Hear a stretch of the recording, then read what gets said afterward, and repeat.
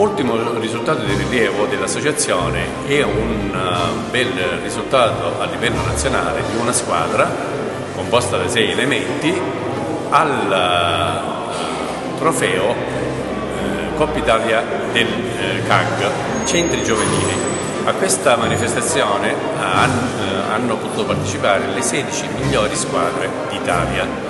Noi ci siamo riusciti, siamo la prima società siciliana ad arrivare a questa manifestazione e il risultato è stato brillante. Siamo arrivati decimi, abbiamo lottato testa a testa con grosse società del nord e di tutta la penisola. Abbiamo una squadra da ben quasi 4 anni e siamo stati in questo caso molto contenti di affrontare una gara che appunto in Sicilia non era mai stata affrontata da una società siciliana. E ci ha fatto piacere molto fare il gruppo e poter affrontare questa esperienza non singolarmente ma affrontarla con i nostri compagni.